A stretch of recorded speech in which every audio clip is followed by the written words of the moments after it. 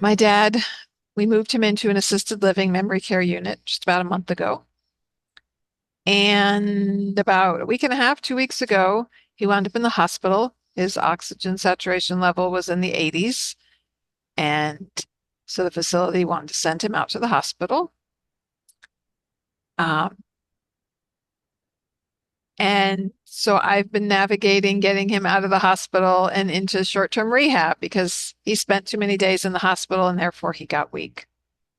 So I've been coordinating with Don, being there at the rehab for him because my mom is in the middle of packing up to move closer to where we are. So she's an hour and a half away, so she can't easily be there with my dad. And I've had some opportunities to spend some time with him. And he was really weak for a while. And so just getting up and going from his bed to a chair exhausted him. So he's gotten stronger. And I was there visiting him, whatever day it was. I guess I got a phone call because he was a little agitated. And Don headed over first, and then I came over. And so it was an opportunity to spend with him. And I knew I wanted to get him up and moving because when therapy had approached him, he was either agitated or tired or not doing well. And they saw that man who needed two people to assist him to get up and move. So I went in his room, hung out with him, and kind of waited on his cue when he was ready to do things. And at one point, he wanted to get up and it's like, you want to take a walk, Dad? And he had his rolling walker, and I pulled the wheelchair behind us, and we walked all the way down the hall. And then he was tired, so I helped him sit in the wheelchair. And then he turned around and zipped down the hall using his feet to move the wheelchair. And the PT and OT who had evaluated him, who I'd met, who had tried to see him earlier that morning, came walking down the hall. And they're like, I said, I just walked him all the way down here. Like, we missed it. And they were in just kind of surprised how well he was doing. So we got back to his room and I said, Dad, these are your therapists. And I introduced them and I said that their job is to help you. And my dad trusts me and he wants me there all the time, right? And that's a challenge. I can't be there all the time. And I introduced them and he said, How old are you? And I thought he was because they're young. I said, Now they've been trained just like I went to school. He goes, I know, I'm just trying to make conversation. And they willingly gave their ages of 26 and 32, which is interesting because we have a 26-year-old. And then he walked for them and feeling real proud, and then sat in his wheelchair again. And it's like, You want to go sit out on the front porch, Dad? And so I got the footrest because by now he was tired and put them on his wheelchair and rolled him out to the front porch. They have a really nice front porch there that looks out over whatever it looks out over. There's a fountain. There's a little Mm. like feature, like a whatever you call it. Um, and so we're sitting on the porch together and just I'm telling him because this is the continuous care facility where my mom will be living in independent living, and that building is down a steep hill and there's trees, so you can't see it. So I'm saying, Dad, Mom, she's going to be living down there. Just he hadn't been outside in a while, right? He went from hospital to his new assisted living facility. We took him out for ice cream once. He fell, he wound up in the hospital and back the same day. And then his oxygen went low. And so like these are the only opportunities he had to go outside is mostly back and forth to the hospital. And so we're sitting on the porch together and I'm just kind of in the moment with him. I know that he's 82. He has Parkinson's that's advanced and his dementia, and his quality of life is greatly diminished. And so his desire to live is diminished, understandably so. And we're sitting there just talking about random things. And somehow we got talking about he always worries, am I going to be okay? You and the kids, you and Don, you're going to be okay because we had great financial challenges for a while and he wants his kids to be set. And I said, Dad, we sold that house with problems. We're doing great. We paid off our debt. We're doing well. And I guess I was talking about your grandson. He bought his own house and he's managing his money. And I'm talking about these things. I said, So he learned that from you, Dad. He was a financial planner, and even before he became a financial planner, he was very financial. I guess maybe he was financially savvy. Because I was remembering how Somewhat. I started mowing the grass when well, you didn't know him before he was a financial planner. That's true. When I was a kid, I would mow the grass, um, and he would pay me, it was either $5 or $10, and then he'd put the same amount in the bank for me. And I was telling him, you did that for me. You taught me savings, and that money helped pay for college and for me. And I was just talking to him about the ways that he's helped me and the things he's taught me. And he reached over for my hand and he's tearing up. And it was just a wonderful moment. And I had gone over there that day just to help settle him down. And I wound up being there for what, 4 or 5 hours. Yeah. And yet I was in the moment with him. And I will cherish that moment forever. And just, we don't know when his last moment will be. We really don't know when any of our last moments will be. And yet getting to spend that time with him and having that just connecting moment together just was everything to me. Well, hello. This is Don. And this is Gina with Focused Healthy Family. And today, This this is podcast podcast number. number 127. The paper fell on the floor. And today we are talking about a little bit of everything. We want to remind you to check out Ask the OT. It's a community building consulting service. We are growing and we do live sessions via Zoom on YouTube. The next one will be August 14th at noon Eastern Time. You can find out via FocusHealthyFamily.com. and and you can send in your questions ahead of time, or you can join us in live to ask your questions about caring for aging loved ones. So What? today we're talking about a little bit of everything. And I was listening to Zen Parenting Radio, one of my favorite podcasts, and I was listening to an episode entitled Ah, Think, I had this all pulled up, Don. be, think, do. Be Think Do.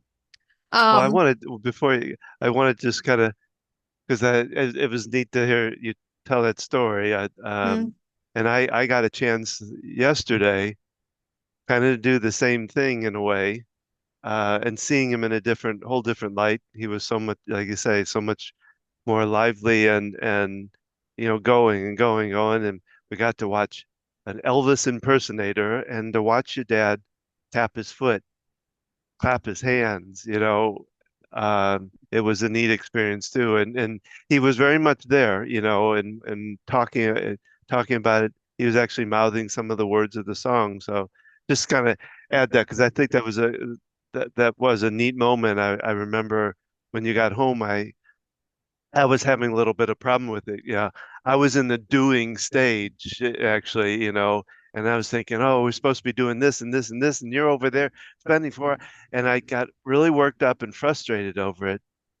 And then it finally dawned on me whoa, wait a minute. If this would have been my dad, which I didn't get that opportunity to spend that kind of time with him when he was ill, and it changed kind of how it made me think.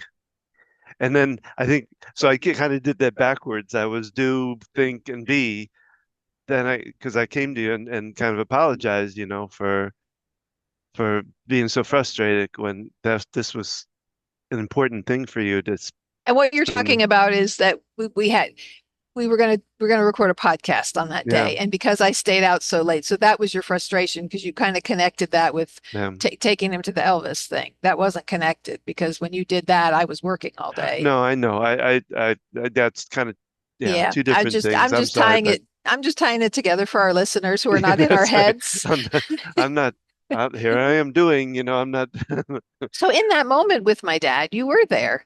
See, I saw on the calendar that they were having an Elvis singer. And I know my dad likes music and he likes 50s and 60s music. And so I asked you because I was starting my new job. And I said, "Can you go over there at this time?" I had told someone that they were going to tell activities that he'd be interested in that. I don't know whether when you got there, I guess you took him, right? Well, no, actually, the two OT and the PT were there when I got walked in. They in were his working room? with him, and so they just tied it into their therapy and got him up and walked him with the wheelchair behind him. And I was walking by the side and encouraging him some too, as far as because they were trying to get him to turn this. Well, I didn't tell you this either. He thought he saw your sister there. He was Oh, as he walked out of the room, he just stopped and he went, Michelle, Michelle, Michelle, you know, and the OT was like, knew she I think understood it wasn't Michelle, but she said, well, I think she'll probably join us later, so we need to get over to the room.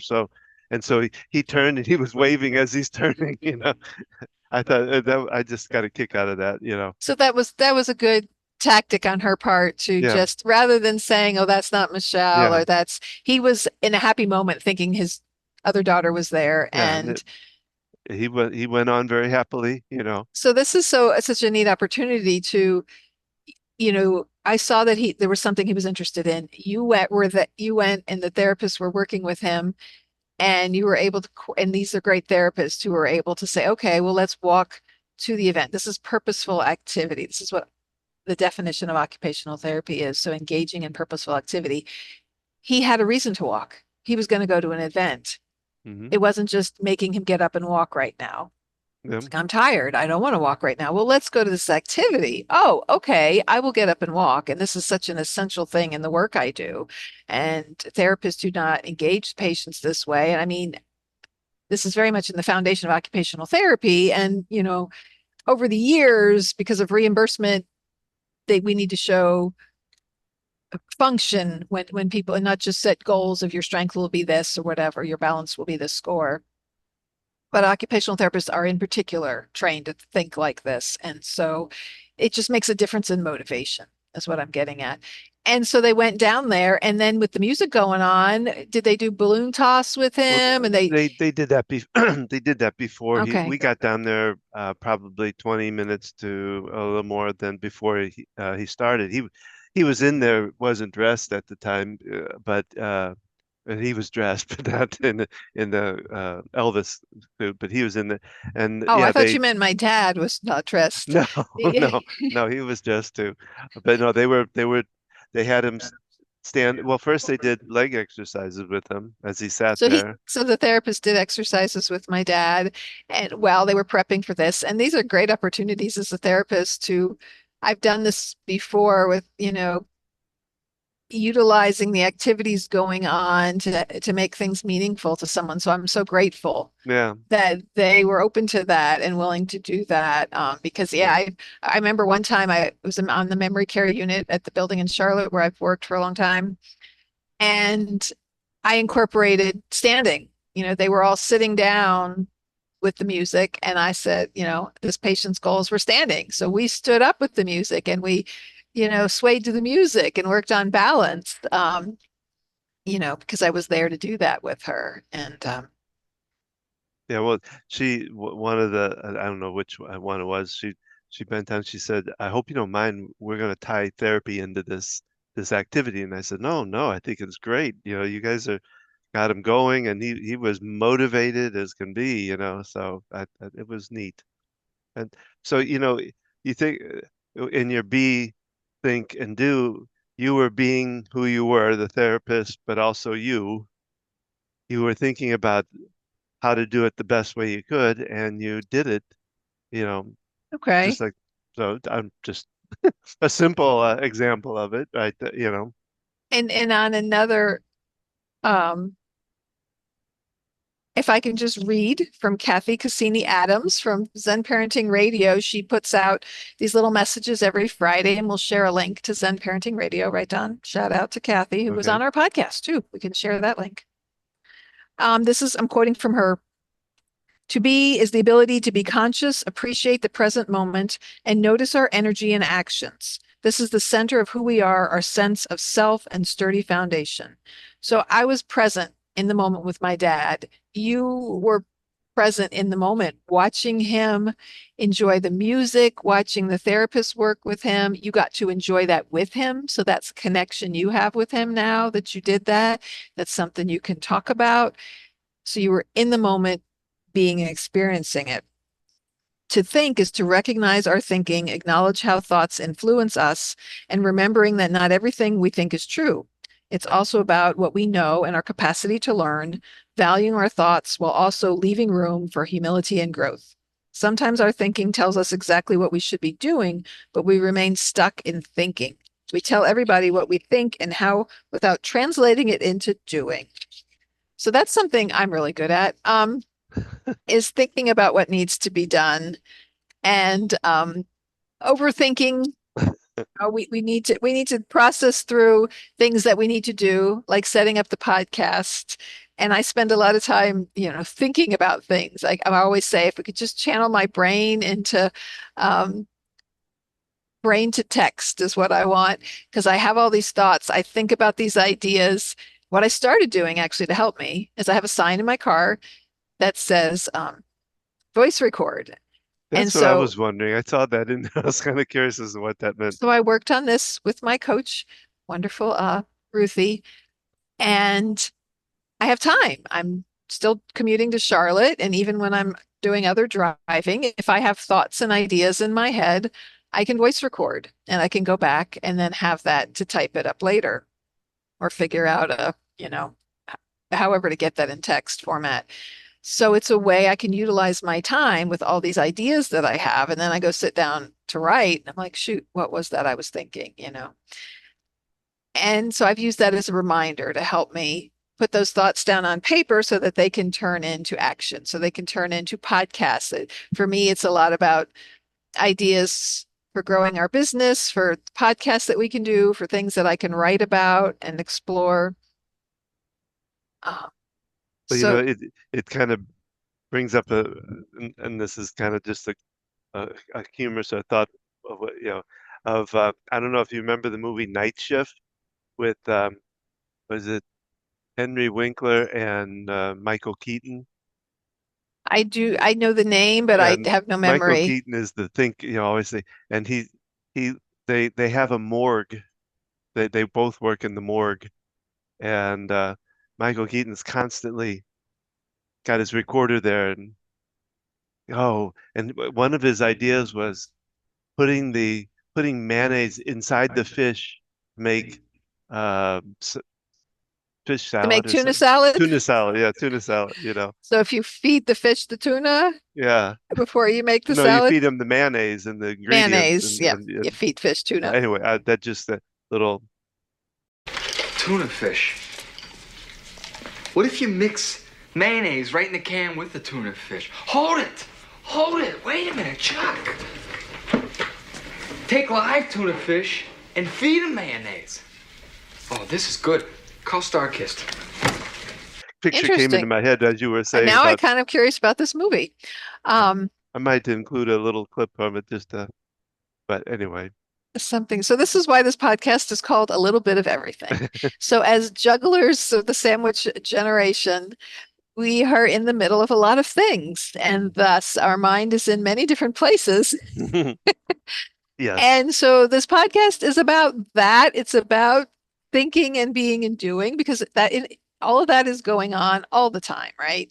And so right now we're taking opportunities to just be with my dad.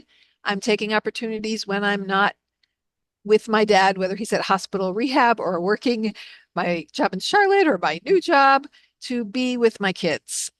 Our youngest is 15, a rising 10th grader. We've homeschooled slash unschooled all of our children. And she is the youngest, and she's decided she's going to high school. And I'm a big proponent of what I call child-led learning. And so it's following their lead, taking their interests, because if they're interested in something, then they're motivated and then they're actually learning, as opposed to forcing kids to learn all of something because it says in ninth grade, we learn this, and in 10th grade, we learn this. And so this is the philosophy I've taken in my homeschooling approach with my kids. And so because of that, this is something she would like to do. she would like to go to the public high school. And we just moved to this county in October. It's, as we record this, it is July 31st. We'll air it in August. And figuring that out, it was June or May when we started really looking into it. And then we discovered, oh, you register for fall classes in like March and April, and school is out now. And how do we get a hold of people like counselors and things? And we've been navigating this journey, all while helping to move my dad to the assisted living, which had a stopover at a hospital really far from our house because thought he had a stroke, was a TIA. And then, going into the hospital, I've found work closer to home so that I can be up here and not drive 50 minutes into Charlotte, work for a half hour, get a phone call that my dad was being sent to the hospital, and wrap some things up at work and turn around and drive all the way back to Salisbury. Well, we're also uh, having to deal some with your mom and packing the house up and selling the house and So my mom moving up is here too. So downsizing their 2,800 square foot house that they've been in for 10 years when they moved up from their big lake house. That was the big downsize. yes, Um, our vacation home went when that away. got to be too much, they hoped that was their retirement home, and they really thought they would live out their days there. And that Yeah. was always tough for them to leave that. And yet they found the 55 plus community, and they even found a lot with a house on it that butts up to what I call a large pond, small Yeah. lake. And that's what they're now selling. It's become a lot. My mom caring for my dad, and so she's going to move to independent living, my dad in memory care, and it's all going to be very convenient to us, which is going, once it's all in place, it's going to be great. And yet getting there has been extra stressful, especially with these unexpected trips to the hospital, which adds another layer of support and care for my dad while my mom is an hour and a half away. So we're juggling a lot of things. So I have a question for you. Yes. And speak up a So little bit because you're talking to the sky. sorry. Um, is it easy for you to be or not? Is To it be or not to well, be? that did come That out like is the Shakespeare. question. But I'm serious because I know for myself to just be in the moment, to be in is challenging for me. Like yesterday with being in this little concert kind of thing with your dad, I really w wanted to make the effort to not have to be thinking about, the podcast or the business or the any of the other What time am I stuff. going to leave here? How am I going to get out of here? Am I Yeah, going to make my exit because with there was a point where I was there, everybody he was just playing music. He thanked everybody and stopped, and he said anybody can stay. I'm going to play some music. And so I you're asked talking about the singer, not my dad. the singer, yes, I'm sorry. And so I asked your dad, I said, do you want to stay or do you want to go? And in my mind, I was starting to go, I really want to get going. And I had to go, no, wait a minute. Let me, let's check with, and your dad said, no, I'd like to stay. So I had to like mentally really, it took me a lot to say, okay, let go of that, let go and be here right now. Whatever you had thoughts of doing, we can do later. So it was being in the moment is a challenge for me. So that's why I was just kind of curious as how you felt about that. Um, I mean, I know you're posing that question to me, to have this conversation. Um, and yet, was it this morning? I was stretching on the, we have one of the things my dad made, our blanket chest. And you said, are you going for a walk? Because it was like 6 o'clock. And I said, I'm not sure what I'm doing yet. Right now, I'm standing here stretching. And you're like, what's the plan? What's going to happen? And I'm like, I am stretching right now, and then I will make the next decision. So I think I'm pretty good at being in the moment. Even with the antagonist on your tail. I really, that's like when with homeschooling my kids, and we'll talk about this more another time, but unschooling is a better mindset of learning happens all the time, and it doesn't have to look like a certain structure. And, I grew up with that structure in school, and I, thrived on doing this at this time and this on this time. And then I learned how to um, go with my natural rhythms, which are not like that. And so kind of in unschooling myself, I discovered, I love having bouts of creativity and just doing a whole lot at once and then doing a whole lot of nothing. And Don and I have this conversation all the time that for years I thought I needed to look more like how he did things and have a planner and follow the goals. And my brain doesn't work that way. Well, you do. No. What? Well, you do need that. No, I'm just joking. No, I agree with You that. I think think that I need to do it that way. And I'd like to just be who I am and then think about what I'm going to do and then do it. I think we balance off each other though. Like you said, you tend to focus a lot on the thinking, heavily on the thinking, and sometimes overthinking. And I think that's sometimes where I have the ability to pull you into the doing part of Right, what because you're I thinking. when So I do start working on something, I can get caught in the thinking yeah, part and not taking the actions, right, of yeah, doing. I'm also good at jumping and doing. I'm cool in a crisis, which when I was a kid, if cool in a someone had crisis. told me as an adult it would be cool, I'm like, what? No way, that's not me. She's cool in a crisis. I'm and I guess I need to specify medical crisis because I've had a lot of experience. And if something's got to happen now, I can jump to and I can do. I like it's like instant prioritizing. If there's something going on with someone and their health, you Mhm. instantly, at least I'm able to, like, okay, this doesn't matter. You can take care of this. This is what needs to happen right now. And so there's moments when I'm good at that. And there's other moments when there's a lot happening all at once that I get overwhelmed. There's so much to do that, like, I don't want to do. I just want to be. I want to sit in my hammock and stare at the sky and listen to music and look up trees and plants and birds and scroll on my phone, right? That's what kind of scrolling on social media. It's a little bit about being. It's kind of like I'm here right now and look, oh, this is interesting. I want to check this out, right? It's just taking that time to not have to figure out what's for dinner, when are we going to do this, when are we going to do that, and it can also be an avoidance tool, but it's good to have those moments of just.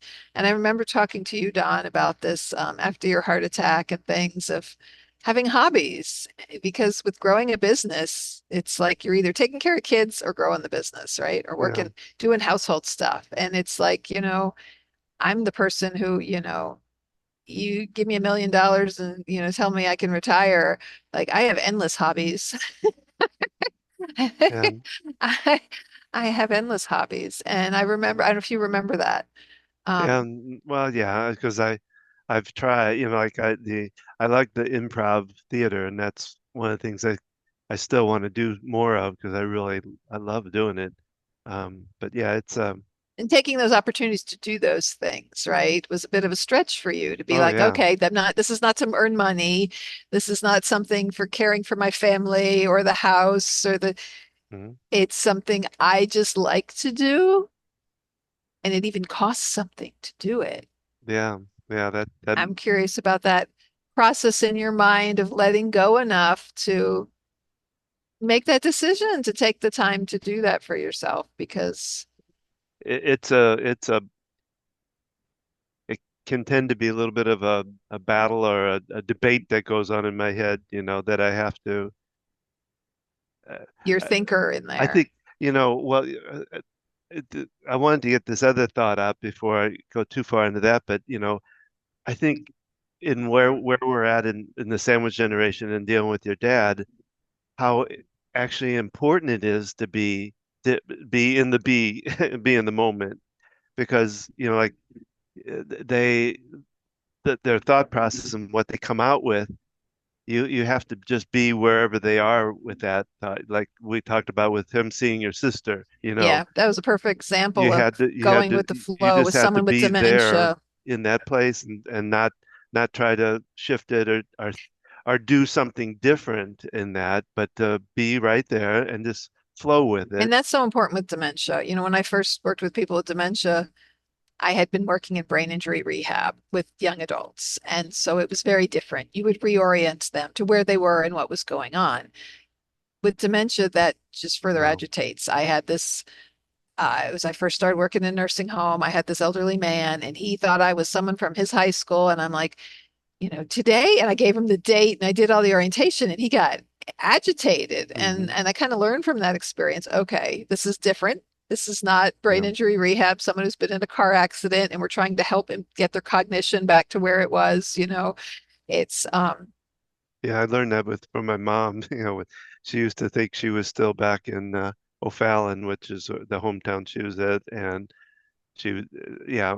Well, and plus they shifted her through multiple rooms in that hospital at the time, which didn't help that confusion. But anyway, So yeah, so that being in the moment, right? That's what people with dementia, they are in their moment, and their moment might be a delusion or hallucination, or they think something's that's happening that's not. If it's a positive moment, you can run with it.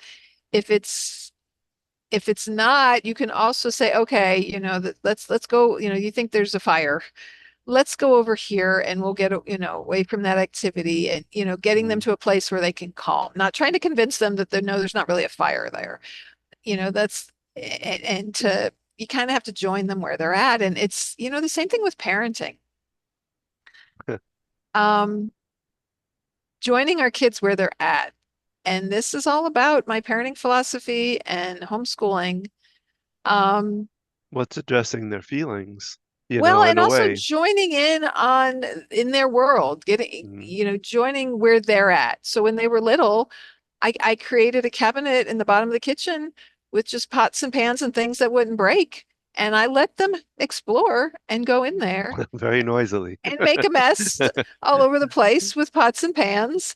And I moved things up that were breakable. And then when our middle child, um, she was short and she wanted to help with dishes on the table. And so we put the dishes really low so that she could reach them. And we had to bend down to get to our plates and bowls and things, but I made it accessible Yeah. for her. And, to spend quality time with the kid or a person in general is joining them where they're at. Um, and this is such a powerful thing with parenting. We're busy, I'm busy. I'm working a job in Charlotte. I'm starting new jobs. Yeah. We got a 22-year-old, she needs a little bit of emotional support and other things sometimes as she's navigating her life with this new job she's working at and figuring out her next steps, and all the things. And I lost my train of thought. Well, I was going to say too that, yeah, I think I learned some of that from my mom because my mom was one that would get down on the floor, Okay. and be in the play with them and And so, very active in it. And I think that because I see it in my brothers too. And but the unfortunate part of that is it only went to a certain age, and then it kind of well, it it was harder. changes. Well, and that's the thing is it's different as we Yeah. as we go through different developmental stages. And some people feel more comfortable around young kids. It's like in my work, I feel more comfortable around especially older adults. It's just, someone said, "Oh, you thought about working in pediatrics." And I'm like, "No, at 54, I don't see myself working in that type of setting with kids and their energy." And I love hanging out and playing with them, but for a job, no, I'm not in that place. So what I was talking about though is all the things I have going on. We can still take moments to just be there for our Mm. kid. We can be like, okay, it's Sunday. We do this all the time. We have game night. It's usually taco and game night. And the kids come over and we pick a game, and maybe it's not the game I want to play. Um, but we join in, we laugh together, and it's like when Barbs go throwing barbs back and forth at the kids like to, barbs. yeah, kind of sarcastic. It's an I'm picturing barbed wire. I've never heard that no, term before. I Throwing guess barbs it's at, they're bantering with each other and bantering. Yeah. teasing, Yeah, and but it's and we're a loud, noisy family, as one of our kids told us when she met some new people. And I'm like, invite them over to the house. And she's like, we can be a lot, Mom. This is my first time hanging out with this person. And yeah, yeah. If you have us all together, yeah. but taking those times, how can you incorporate that? Maybe you're picking your kid up from school, and maybe you can just put all your shit on hold briefly, and be like, okay, we have a 20-minute drive home or whatever. I'm going to let them just tell me about what's going on with them. I'm not going to try to solve and fix. I'm just going to be like, oh, wow. Is that what happened at school today? Huh, tell me more about that. Okay, so that really upsets you. And not try to solve, not try to fix. Tune into our podcasts about listening and Well, and that's what I was going to say, the in the real young years, the small child, play is really how you kind of get into their world in a way. I mean, listening too, but you can as play they, at any age. well, okay, let me finish. Yes, you can, but I think as they get older, it's then being in their moment is about listening It looks to different. start. It looks Yes. different. Yeah. Yes. Yes. Thank you Yes. very much. And yes, and Yes, and yes, and you butted me. I did. Yes. Well, So yes, and you can say, okay, it's like your kids into Minecraft or something. You don't have to like become an enthusiast. You can say, okay, I've got a half hour. Just tell me about your game. And maybe you think it's crazy, maybe you don't like it, maybe it's taxing, but you're investing in understanding what they're doing for a little bit of time. And, maybe you don't want to learn more about it, but you take a little bit of time to just join them where they are. And it helps you feel heard. Just think about, I feel this way so much that we have different expectations of an aging loved one or a child, or someone with dementia. Well, they can't understand. So you need to direct them and you need to treat them like a child, which they're not a child, even though they look developmentally like one, they're still an adult and they've lived a whole life. And so the whole idea of respect. And I've lost my train of thought again, Todd. I was just thinking, this is now pay attention, audience. This is when Gina gets passionate, when hands come up and they're moving. That's when the Italian's coming out and the and the passion is coming So up. respecting where they are and realizing wherever they are is important to them. So, and I was relating it to yourself. So think about yourself. What's a hobby, an interest, something you like doing? So like you and me, Don, you like biking Mhm. and that's something you've enjoyed. And I've made efforts to go biking with you. And um, I sometimes like I really want to be heard and I want to share what's happened in the day and I don't want solving and fixing. And so we've learned these skills where we say, I just right now, and I taught you, when you don't know what to say and I'm complaining or whatever, you go, all you need to say is, wow, that really sucks. Because it feels Yeah, supportive. It's yeah, like you just, oh man, yeah, I hear you. Even if you have different opinions on it, it's like, wow, you're having this experience. You're frustrated by it. You know, yeah, it's just that active support. So that's what we're looking for. And that's what our kids are looking for. That's what our parents with dementia, whoever we're caring for, whoever we're supporting, we all want to feel supported. And you could go, yes, but we've got to get yeah, these things done, and I only have this much time. And so you set priorities. I go visit my dad. I can be like, okay, I'm going to go, and knowing that lunch will show up, and that's my time that I'm going to leave. I have this much time to spend. Where's my leeway? What if, we're connecting? How can I, looking at my own time management before going into it?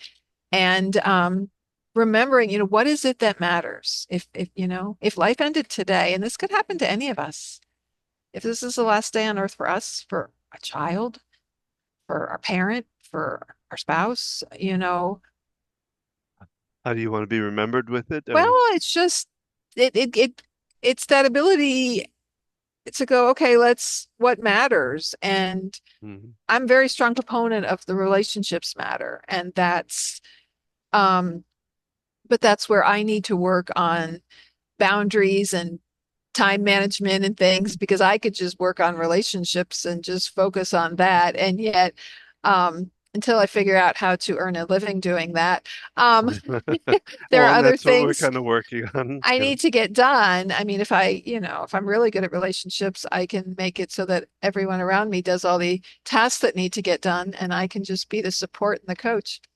Well, we did a lot of, I mean, we did a lot of working on a relationship and really put time and effort before kids, Mhm. so Well, and taking that time to learn those skills, to do those things, to like, okay, I need to have a day where I sit and just think about all the things that need to get done, and I can write them down. I can record them. I can have that time to do that. And then also doing the action steps. And for those people who really struggle with the being, finding that time, Mm. like, okay, like for you, okay, you've learned to just chill out and watch TV. Like there was a time when you would never have done that. And is it Yeah. age? Like what's helped get you to that place? I mean, you've had a heart attack, you've had open heart surgery, you've lost, both parents now. Like I'm just curious.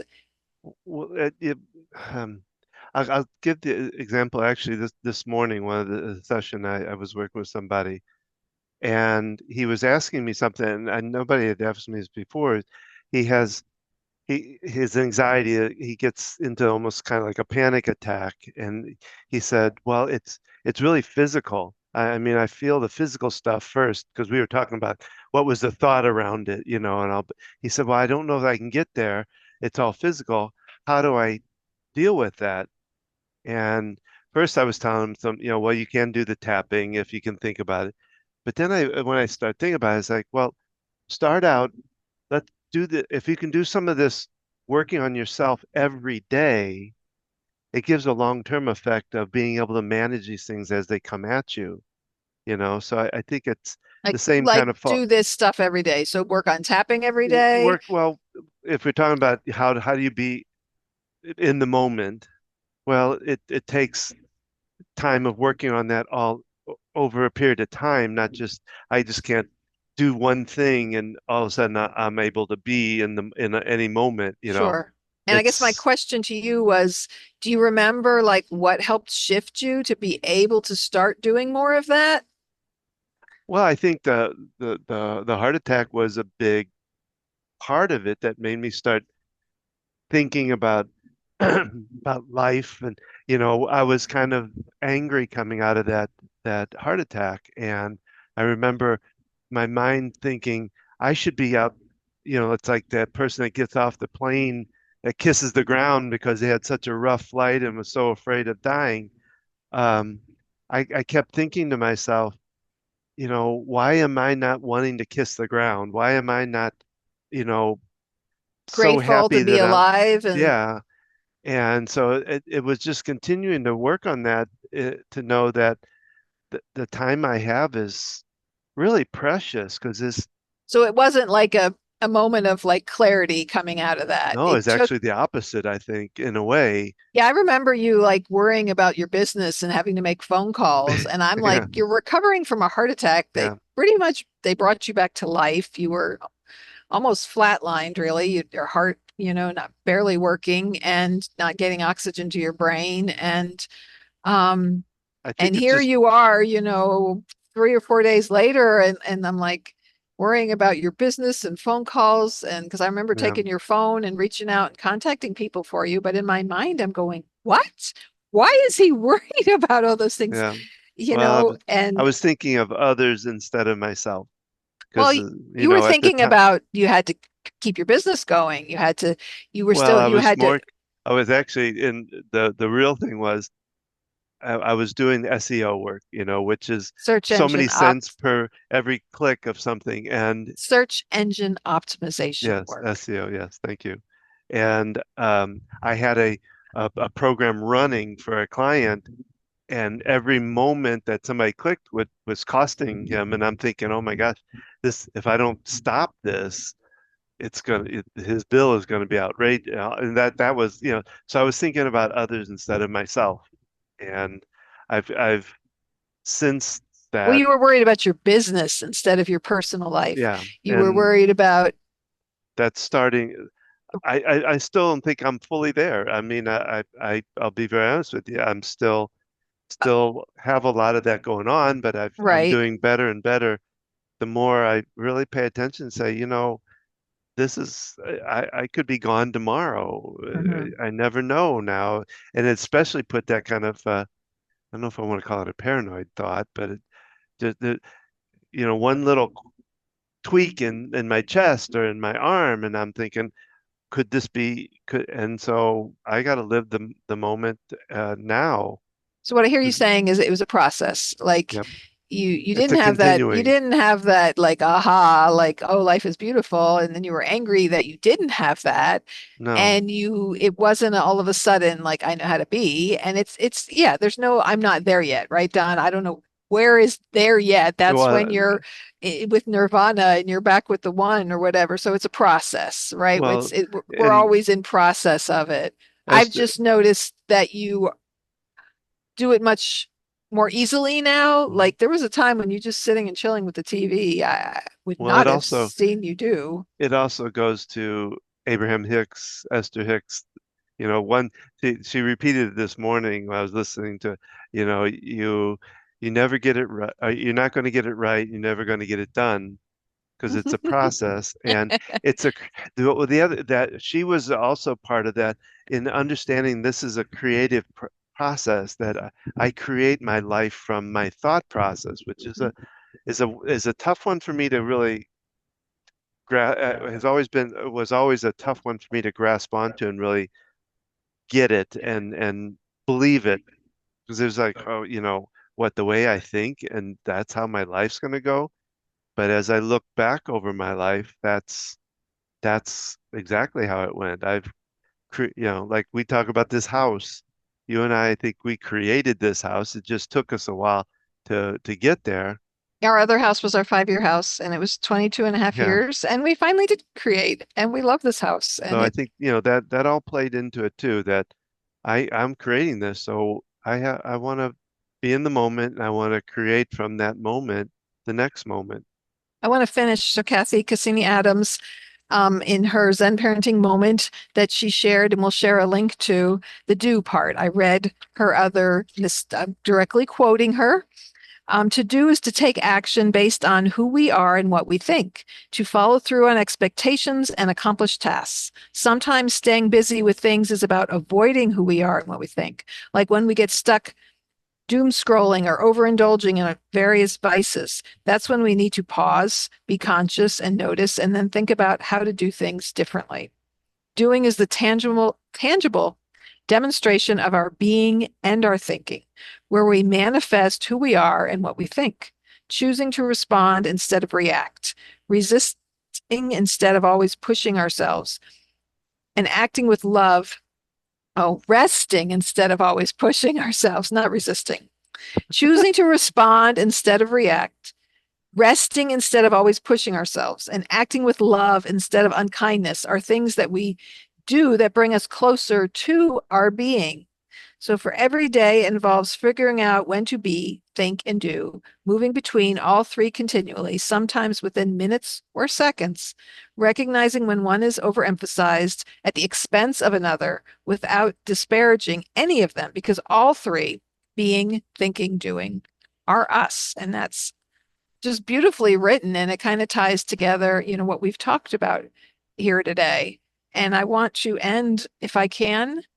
Um, so Neil Donald Walsh, she's the author of Conversations with Bob. Bob, Conversations with Bob, Conversations with God.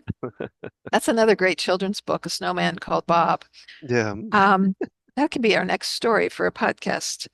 Um, you can sign up for every day, at least during the weekdays, he sends a message. Okay. And so they get personalized. On this day of your life, Gina, I believe God wants you to know, and substitute in whatever. But I will just read this one, that all of life is animated by a single fantastic energy, which is the essence of everything that is, including you. Isn't that amazing? Now, because the essence is who you are and what you are made of, it can obviously never leave you. Perhaps not so obviously. It can also be wonderfully helpful. It can bring you peace in moments of stress, strength in moments of weakness, courage in moments of fear, wisdom in moments of confusion, forgiveness in moments of anger, and love in all the moments of your life. And all you have to do is know that this is true, and it will be true for you right now. I think that's terrific, don't you? And you already know the reason this particular reminder came to you today. That's how all of his messages end. And so, yeah, being is who we are, and the connection that it's all being, doing, thinking. So Well, that's our podcast for today. We hope you enjoyed it. We'd love to hear from you. Leave us a comment. If you're in Facebook or one of these different social medias, give us a like and possibly a subscribe. And if you like what you heard, we are here to guide you through your journey of caring for an aging loved one. We have answering questions through Gina through our Ask the OT. We can consult with you and kind of help you with a plan on how to take care of your aging loved one, how to take care of yourself in the Yeah, process of that. the whole juggling act of caring for yourself, your children, your parents. Yeah, it's focused healthy family because we look at it as a whole family unit. No Yeah. matter where you're out on the spectrum, that's what our business has been about. And so, And I do my EFT practice. I'm starting to do free group sessions. I do them on a monthly basis. Again, you can find that on our website.